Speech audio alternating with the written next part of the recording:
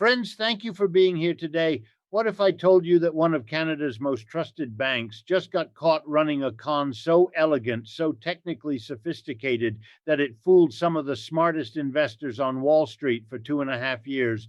What if I told you they did it with pocket change, literally $1,000, inserted into bonds worth millions, like slipping a counterfeit bill into a stack of real ones, except the entire stack gets labeled as counterfeit premium? This is not speculation. This is not a conspiracy theory floated on some fringe website.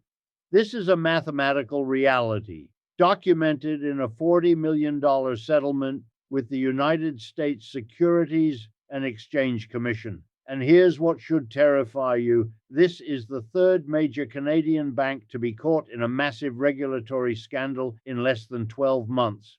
First, TD, caught laundering money for cartels, paid $3 billion. Then RBC's City National fined $65 million for risk management that was essentially non-existent. And now BMO Capital Markets, forced to disgorge $40 million for what the SEC politely calls failing to supervise. But what the internal communications reveal was a deliberate scheme to dress up mediocre bonds in expensive clothing and sell them as premium merchandise. We are watching the unraveling of a brand, friends. The safe, boring Canadian bank, that comforting image your parents trusted, that pension funds relied upon, that the media sold you as the antidote to American financial recklessness, is being systematically dismantled by US regulators who have decided they've had enough. $3 billion in agency CMO bonds were sold using misleading metrics. Not 3 million, not 300 million, 3 billion with a B. And the mechanism they used to do it?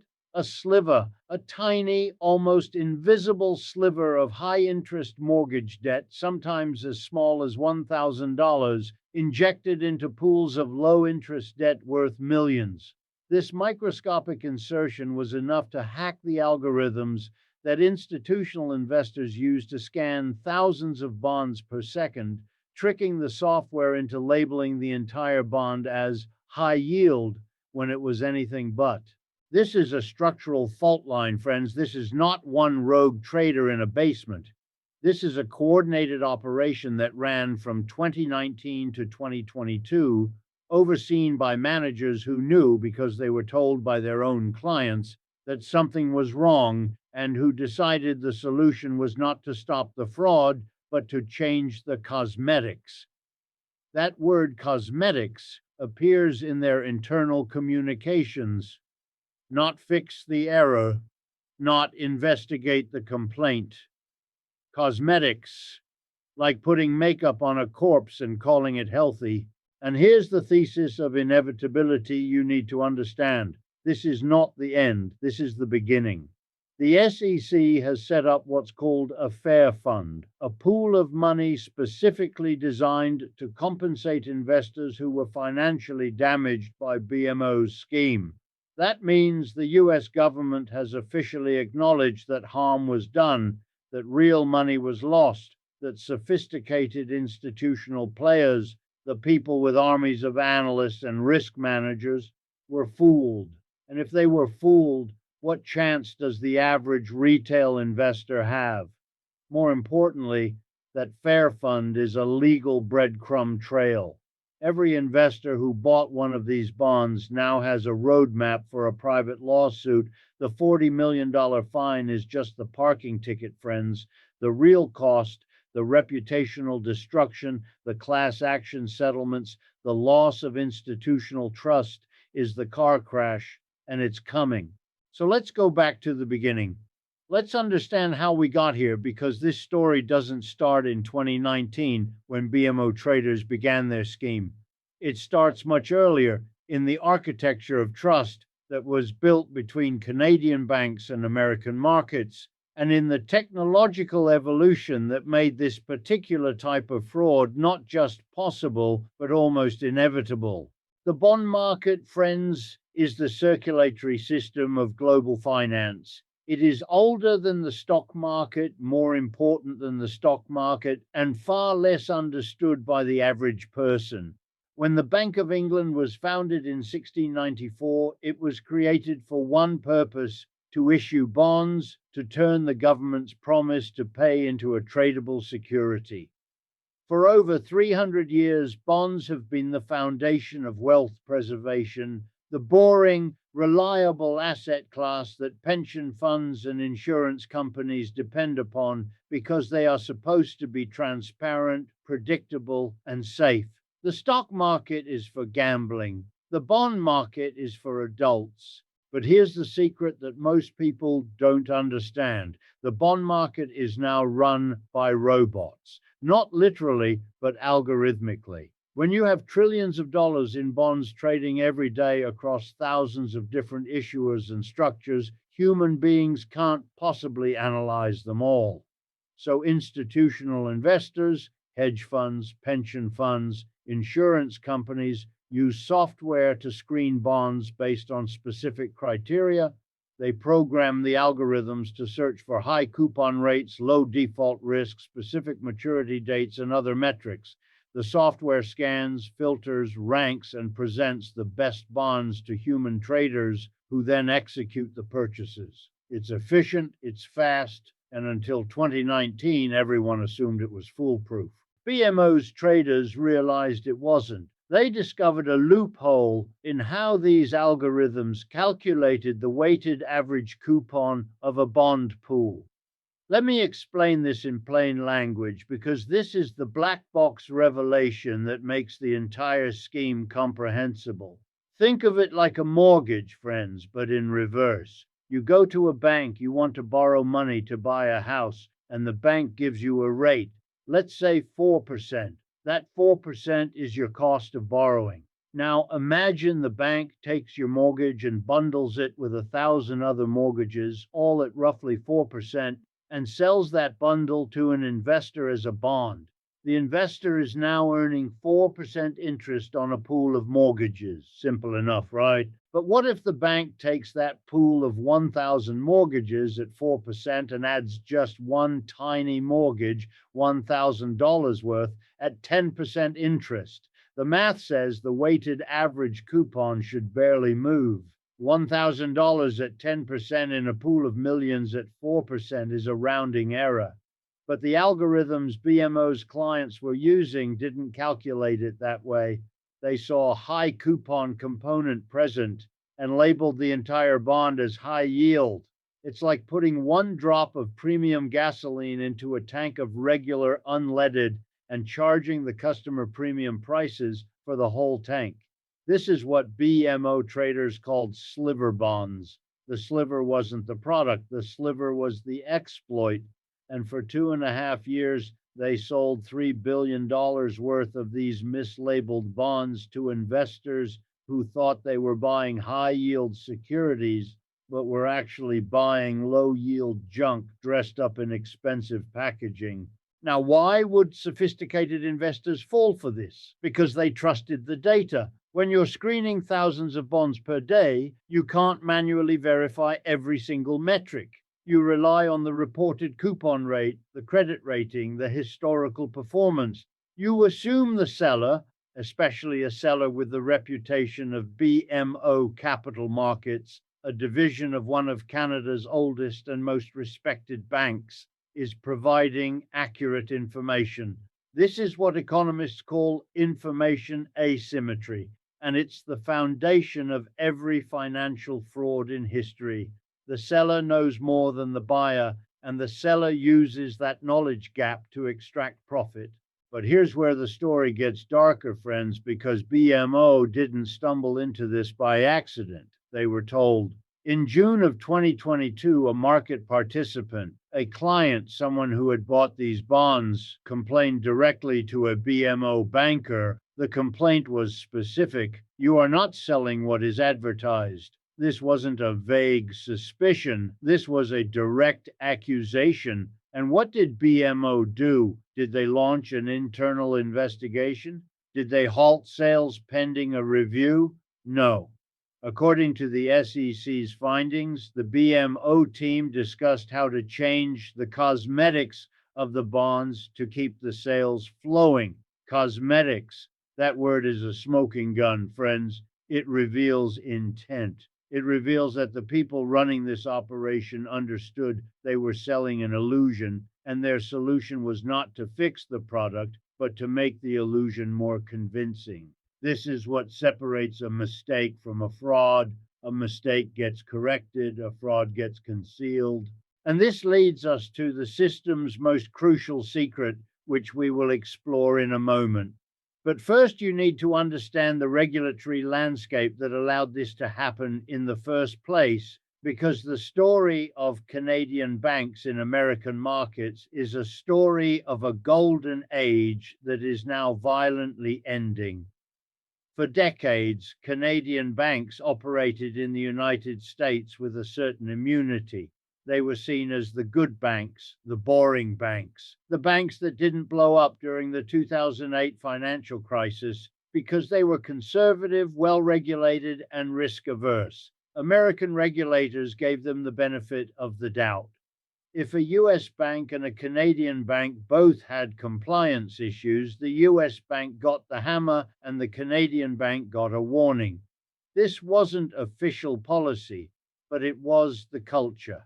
Canada was the responsible neighbor to the north, and its banks were treated accordingly. That era is over, friends. And the reason it's over is because the US regulatory apparatus has decided that Canadian banks have been exploiting that goodwill to run operations in American markets that would never pass muster if they were subjected to the same scrutiny as American institutions. The TD money laundering scandal was the breaking point.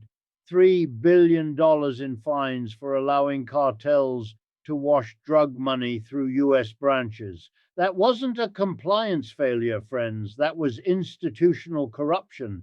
And it sent a message to every US regulator. The Canadians are not special. They are not exempt. And it's time to look under the hood. Which brings us to January 13th, 2025, and the SEC's announcement. BMO Capital Markets has agreed to pay $40 million to settle charges of, and I'm quoting directly here, failing to supervise its traders who misrepresented the characteristics of agency CMO bonds to investors. Failing to supervise. That's the polite way of saying management was either asleep or complicit. For 2.5 years, nobody checked the math. For 2.5 years, a scheme that required deliberate manipulation of bond structures went unnoticed by the people whose job it was to notice. Either BMO's internal controls were so catastrophically inadequate that they couldn't catch a fraud happening in broad daylight, or they didn't want to catch it because it was profitable. The SEC's language is surgical, friends, but the implications are seismic. When a regulator says failing to supervise, they are documenting a systemic breakdown. This isn't about one trader going rogue. This is about an organizational structure that either couldn't see the problem or chose not to see it. And the evidence suggests the latter because, as part of the settlement, BMO was forced to do something very specific: update the lexicon they use to monitor employee communications. Let me decode that for you. Modern financial institutions monitor their traders' emails, chat messages, and phone calls using keyword detection software. The software scans for terms that might indicate illegal activity, words like front run, insider, kickback, things of that nature. The lexicon is the dictionary the software uses, and the SEC found that BMO's lexicon was either incomplete or deliberately vague enough that conversations about cosmetics and sliver bonds didn't trigger any alarms. So now, as part of their punishment, they have to update their surveillance vocabulary. They have to teach their own spyware to catch their own traders lying. Think about what that means, friends. It means that BMO's compliance department, the people paid six-figure salaries to prevent exactly this kind of fraud, either didn't have the tools to detect it or didn't use the tools they had. And now the SEC is essentially saying, we don't trust you to police yourselves anymore, so we're going to tell you exactly what words to look for. This is regulatory humiliation. This is the financial equivalent of a parent taking away a teenager's car keys and installing a breathalyzer.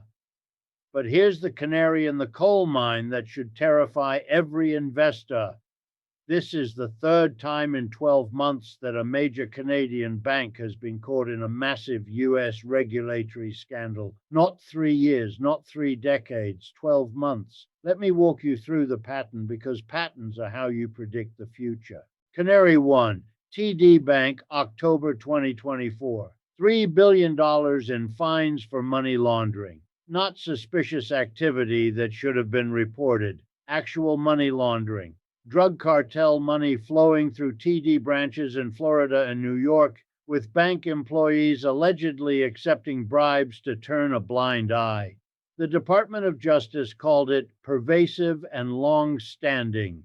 Those are not words regulators use lightly. Pervasive means it was everywhere. Long-standing means it went on for years. And the kicker?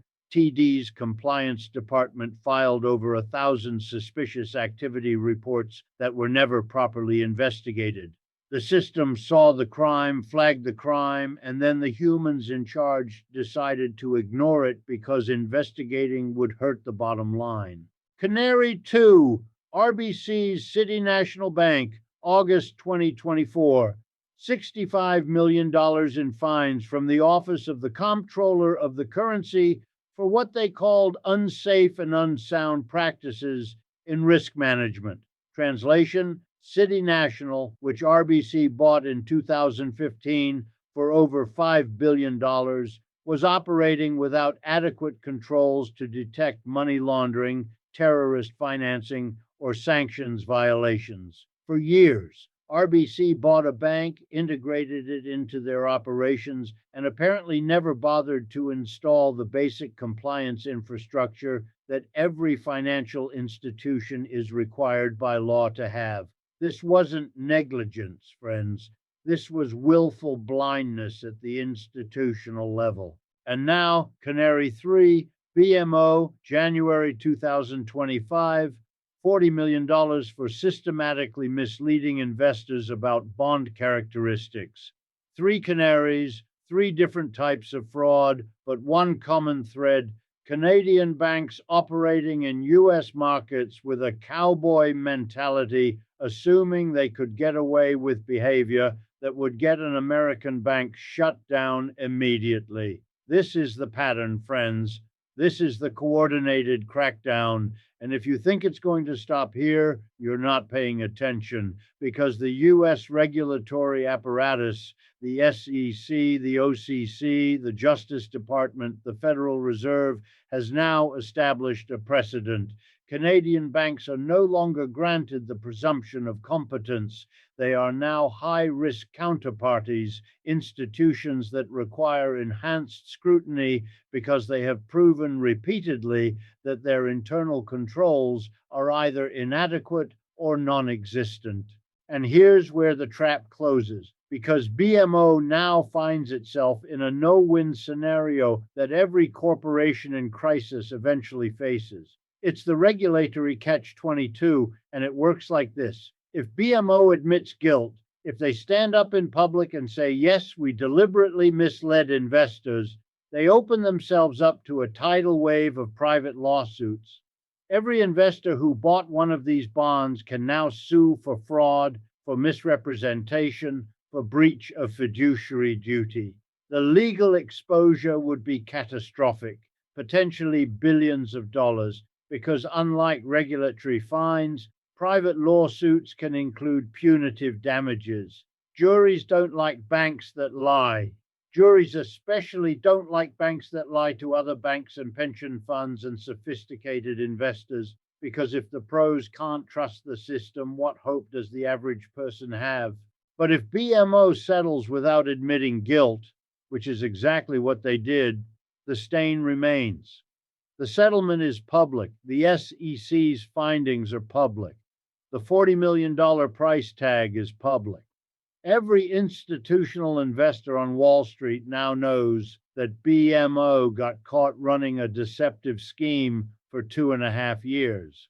And in the world of high finance, reputation is currency. If you're a hedge fund manager or a pension fund allocator and you're choosing between buying bonds from Goldman Sachs or BMO, and BMO just paid $40 million for misleading investors about bond metrics, which one are you going to choose? The rational answer is Goldman. The safe answer is Goldman. The answer that protects you from your own board of directors questioning your judgment is Goldman. And that's how BMO becomes toxic. Not overnight, not dramatically, but slowly, quietly, as institutional investors add them to the too risky list and move their business elsewhere. The $40 million fine is the headline. The loss of institutional trust is the real penalty, and it compounds over years. But let's dig deeper into the mechanics of this scheme, because the elegance of the fraud is almost beautiful in its simplicity. And understanding it will help you understand how vulnerable the entire financial system is to this type of manipulation. Agency CMOS collateralized mortgage obligations are bonds backed by residential mortgages that are guaranteed by government-sponsored enterprises like Fannie Mae or Freddie Mac. They're considered extremely safe because even if individual homeowners default on their mortgages, the government agencies backing the bonds will make investors whole. This is the boring, stable asset class that insurance companies and pension funds buy when they need predictable returns with minimal risk. But CMOs are also complex, friends. Unlike a simple bond where you lend money to a corporation and get paid back with interest, a CMO is a pool of thousands of mortgages that have been sliced into different tranches, different segments with different risk profiles and different returns. Some tranches get paid first and have lower yields. Other tranches get paid last and have higher yields to compensate for the additional risk. The math gets complicated fast, which is why investors rely on reported metrics like weighted average coupon to understand what they're buying. The weighted average coupon is supposed to be a simple calculation. You take all the mortgages in the pool, multiply each mortgage's balance by its interest rate, add them all up, and divide by the total pool balance. If you have $1 million in mortgages at 4% and another million at 5%, your weighted average coupon is 4.5%, straightforward. But BMO's traders discovered that the algorithms institutional investors were using to scan bonds didn't perform this calculation correctly when a pool contained a high coupon sliver. The software would see the presence of high yield debt and categorize the entire bond as high yield, even though the weighted average was still low. It's a glitch in the code, a failure of the algorithm to properly weight the components, and BMO exploited it deliberately for profit. Here's how it worked in practice. BMO would create a CMO pool with, let's say, $10 million in mortgages at 3.5% interest. Boring, low yield, hard to sell in a market where investors are searching for returns. But then they'd add a $1,000 sliver of mortgage debt at 10% interest. The math says the weighted average coupon should barely move, maybe from 3.500% to 3.501%, insignificant. But the screening algorithms would see 10% coupon component present and flag the entire bond as high yield. Investors searching for returns would see this bond pop up in their scans, see the high coupon label, and buy it thinking they were getting a premium asset. In reality, they were getting a 3.5% return with a $1,000 garnish. $3 billion, friends. $3 billion in bonds sold using this technique over 2.5 years. The profit margins on bond sales are thin, maybe a few basis points. But when you're moving that much volume, those basis points add up to real money. And that's what the $40 million fine represents: the ill-gotten gains, the profit BMO extracted from investors who trusted their data. But here's the psychological insight that makes this scandal so revealing. BMO's traders didn't invent a new financial instrument. They didn't discover a novel investment strategy. They found a bug in the software and decided to exploit it rather than report it.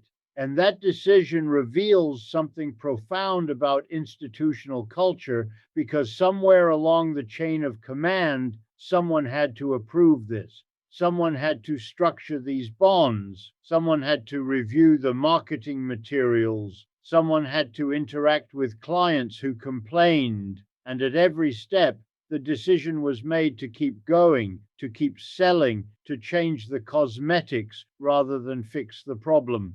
This is what the SEC means by failing to supervise. It's not that BMO's managers were asleep at the wheel. It's that they were driving drunk and hoped no one would notice.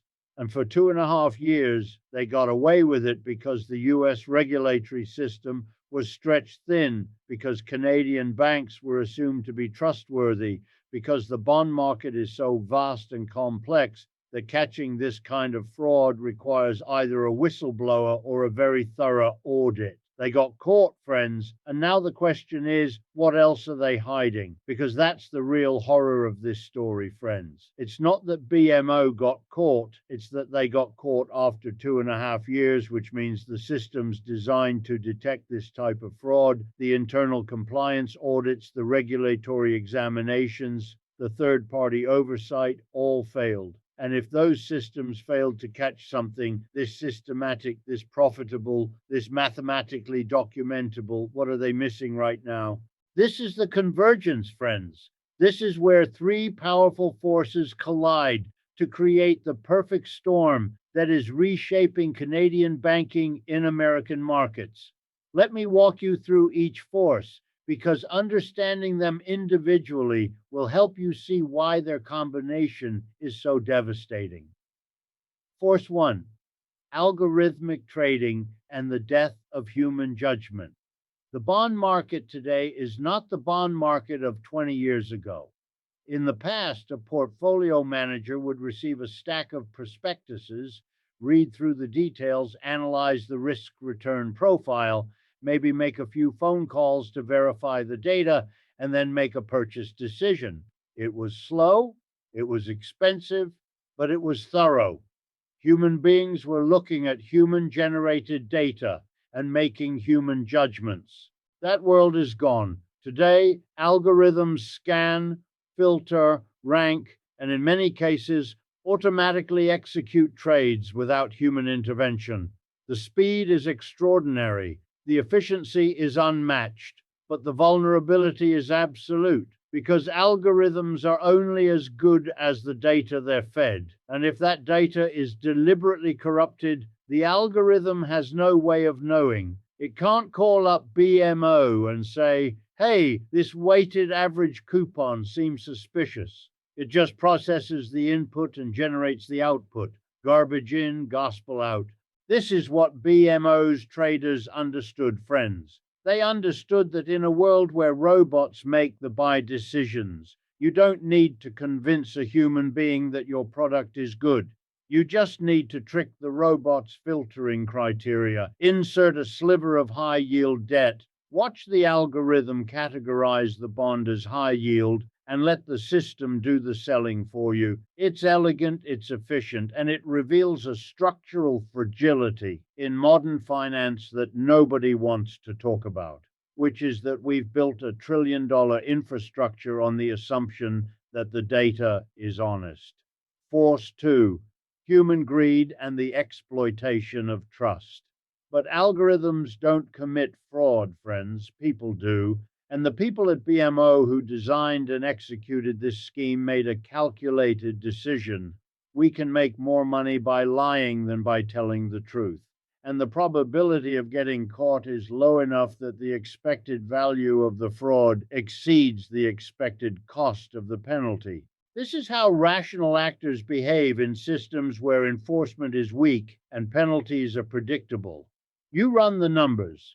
If you can generate, let's say, $100 million in additional revenue over 2.5 years by mislabeling bonds, and the worst case scenario is a $40 million fine with no criminal charges, you've made $60 million, even if you factor in reputational costs and the possibility of private lawsuits. The math can still work in your favor if you believe you can settle those suits cheaply or drag them out for years in court.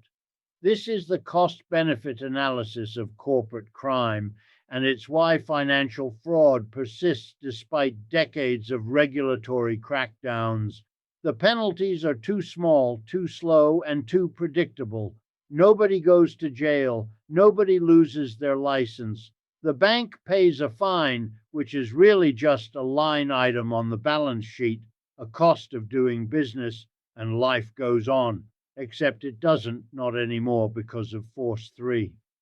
Force 3, U.S. regulatory aggression and the end of Canadian exceptionalism.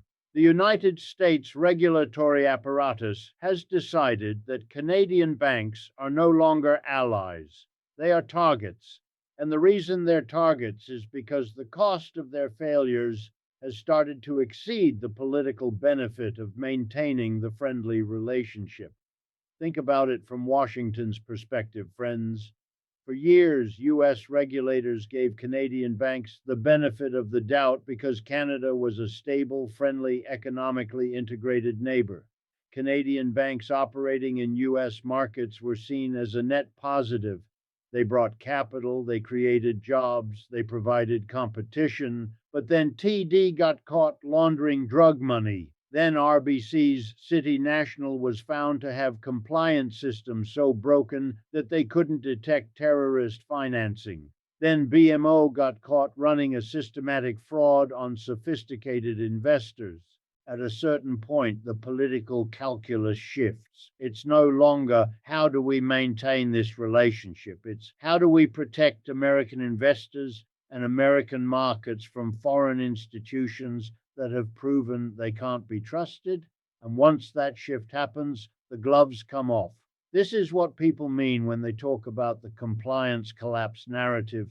It's not that Canadian banks suddenly became corrupt in 2024. It's that US regulators suddenly decided to treat them like they treat everyone else, with suspicion, with scrutiny, and with the understanding that trust must be earned, not assumed. And this brings us to the psychological pivot, friends, because this story isn't really about bonds or algorithms or regulatory fines. It's about the illusion of safety and how that illusion is used to extract profit from people who believe they're making conservative choices. You park your money at BMO because it's boring, because it's safe, because your parents banked there and their parents banked there, and the brand promises stability, reliability, trustworthiness. The commercials show families, homes, children going to college. The image is we're not flashy, we're not aggressive, we're just here to protect what you've built. But that image is a mask, friends. Behind the retail banking facade, the branches, the tellers, the mortgage officers, there is a wholesale division operating in global markets, trading billions of dollars in complex securities, making bets with leverage, and in BMO's case, running schemes that would make a used car salesman uncomfortable. The boring label isn't a description of their risk profile, it's marketing. It's the cosmetics they put on their corporate identity to make you feel safe while they do things that are anything but safe. And this is the trap that catches most investors. They think conservative and Canadian and Big Five bank all mean the same thing, which is low risk. But risk isn't about geography or brand reputation. Risk is about behavior, about internal controls, about whether the people running the institution care more about long-term trust or short-term profits. And the evidence from TD, from RBC, from BMO suggests that when profits and trust conflict, profits win.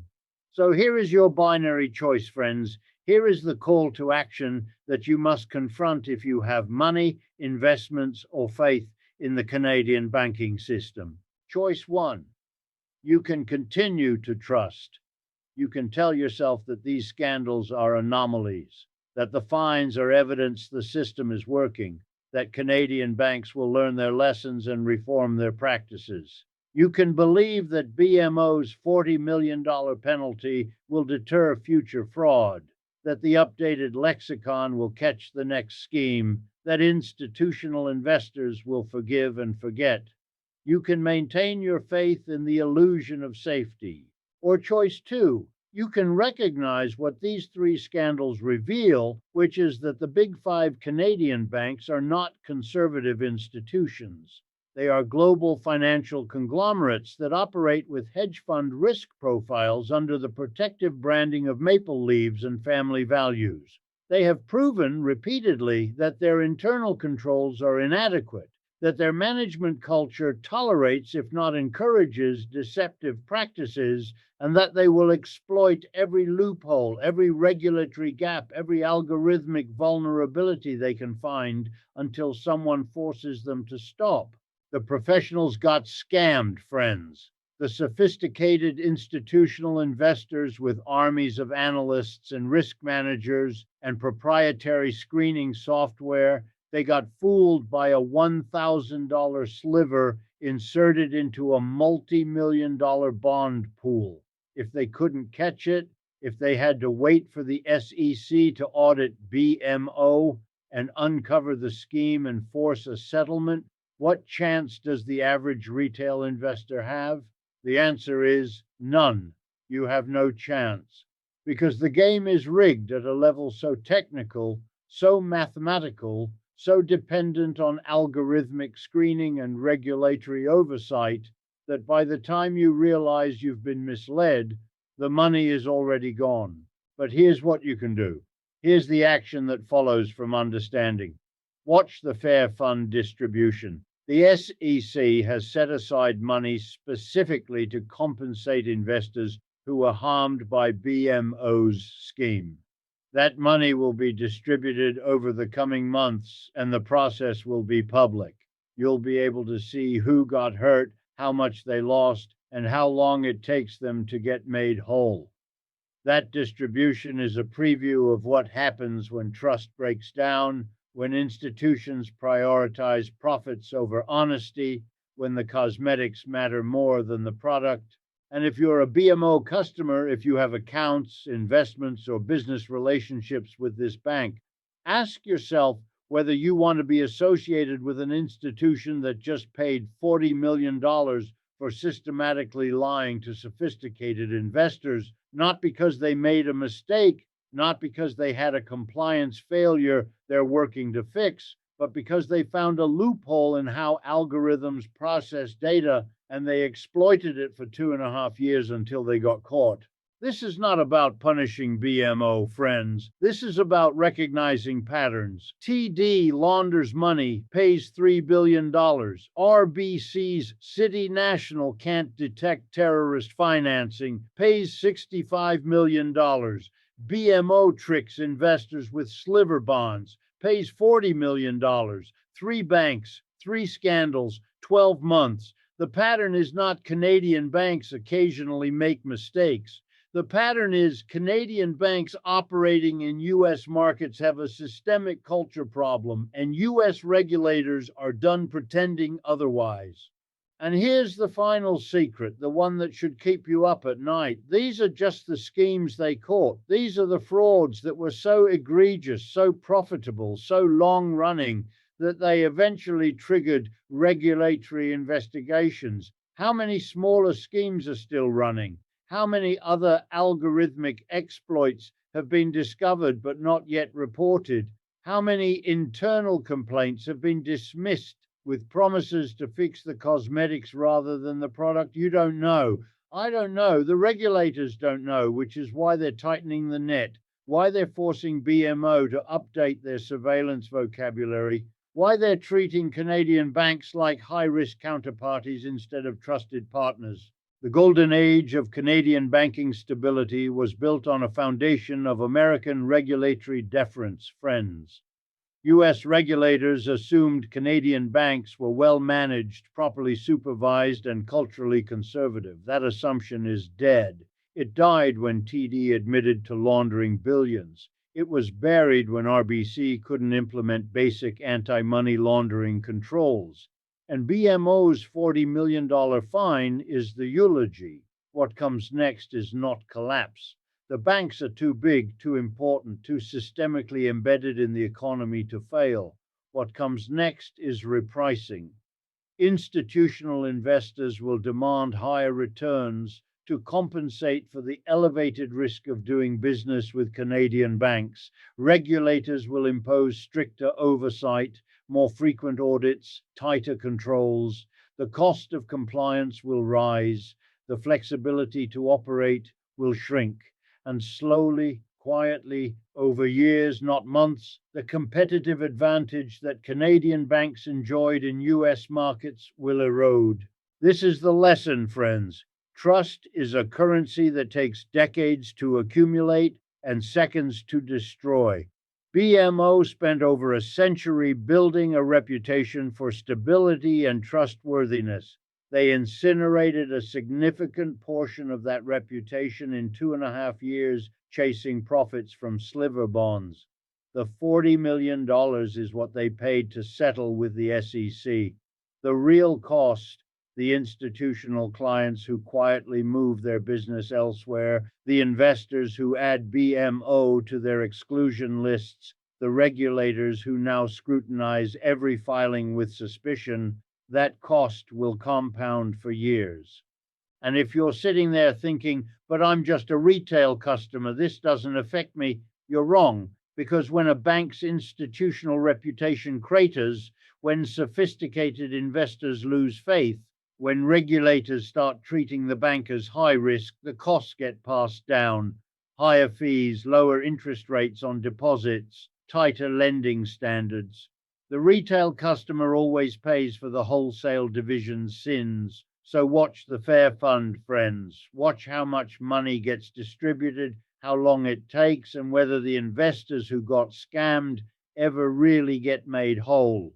Because that's your future if you continue to trust institutions that have proven mathematically that they value the cosmetics more than the truth.